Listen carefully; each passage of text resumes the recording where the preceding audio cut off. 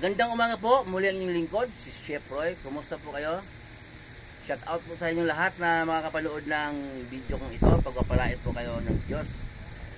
Kung maalala po natin nung nakaraan ko pong pinos na sabi ko po na nauna ng kunti si Juan na tagapagbautismo.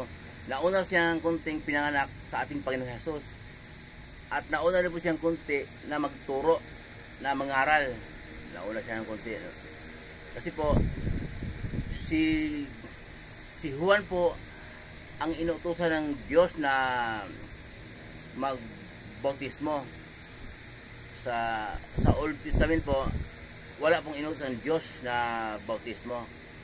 Kaya po sa loob ng katauhan ni Juan, espiritu ni Elias ang gumagalaw po. Kaya po mababasa po natin sa huling Old Testament sa may Malakyas po.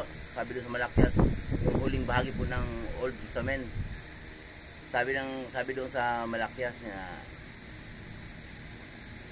bago dumating ang Panginoon ay isusugo muli si Elias upang ihanda ang daraanan ng Panginoon. Kaya po, ang tinutukoy po dito ay si Juan. Si Juan pong tinutukoy na Elias. Yung espiritu po ni Elias andun po sa loob ng katawan ni Juan. Kaya yun po siya po ang naghanda ng daraanan ng Panginoong Jesus. Kaya po siya sinabi ni Juan na magsisi na kayo, talikuran ang inyong mga kasalanan dahil malapit nang dumating ang kaharian ng langit. Ang tinutukoy po niyang malapit nang dumating ang kaharian ng langit, si Jesus po. Si Jesus. Kaya nung nagbautismo po si Juan, nakapila sa kanya ng mga tao, magkabilang panig ng ilog. Dumating din po ang ating Panginoong Jesus para magpabautismo sa kanya. Sabi ni Juan, dapat ako ang bautismuhan mo. Sabi naman ng ating Panginoong Jesus, hayaan mong mangyari ito upang matupad ang kalooban ng Diyos. Kaya binautismuhan din po ang ating Panginoong Jesus, binautismuhan din ni Juan. Kaya pag ahon po niya pagkatapos niya magbautismuhan ni Jesus, nakita po niya ang isang kalapate, Espiritu Santo na bumaba mula sa langit, dumapo sa kanya. May tinig po na nagsasabi na siya ang minamahal kong anak na lubos kong kinalulugdan. Nung po nakarang post ko po nung nakarang taon, ang comment po ng iba, sabi ng iba, sabi ko na nga ba, si Jesus tao. Kasi nagbabautismo kay Juan hindi siya Diyos, tao. Yung iba pong doktrina, yung iba pong paniwala. Tao si Jesus, tama, nagkatawang tao kasi nga Diyos siya, Diyos anak, galing sa langit, bumaba, pinadala ng Diyos Ama. Mababasa po natin sa John 3:16, gayon na lamang ang pag-ibig ng Diyos sa isang libutan, binigay niya ang kanyang kaisa-isang anak upang kung sino man sumasampalataya ay hindi mapahamak, hindi magkaroon ng buhay na walang hanggang. So, bababa si Jesus, Diyos anak, kailangan siyang magkatawang tao para may dugo. Kasi po kung bababa siya espiritu, walang dugo. Yung dugo nga po ang halaga, panghandog. Hindi na dugo ng hayop. Noong Old Testament, noong panahon ni Moises, inutos ng Diyos sa Old Testament na magkatay ng hayop, ihandog ang dugo pag nagkasala sila. Kung malaki kasalanan, di turo. Kung hindi gaano malaki, tupa. Kung maliit, kalapate. Ang dugo ay ihandog sa templo para mapatawad ng Diyos ang mga kasalanan. Nireject na po ng Diyos yun kasi po walang nakakasunod po sa tuntunin ng Diyos. Sinadya lang magkasala dahil may panghandog sila. Pumatay sila, manggahasa. May panghandog sila yun lang pala, magkatay lang pala ng hayop, paduguin patawarin na. Kaya po, iniba ng Diyos ang paraan po ng pagligtas sa atin.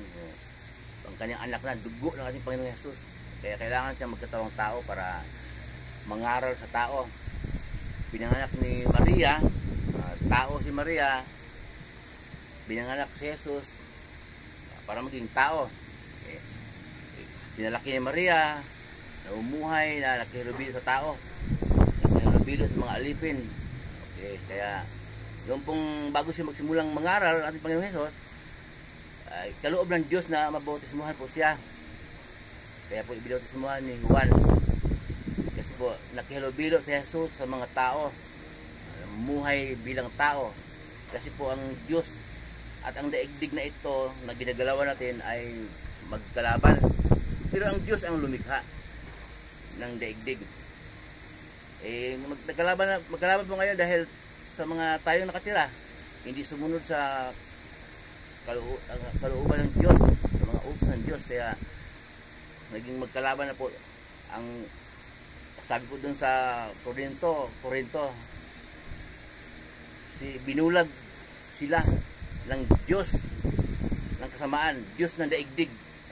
Ang Diyos ng daigdig po ay si Satanas. Dito sa daigdig na ito, nandito yung mga pagkakasala, tukso na hindi mapigil, kaya alipin ng Satanas. Kaya po ang Diyos ng daigdig si Satanas. Kaya namumuhay si Jesus na nakikilubilo sa tao, kaya kailangan mabautismuhan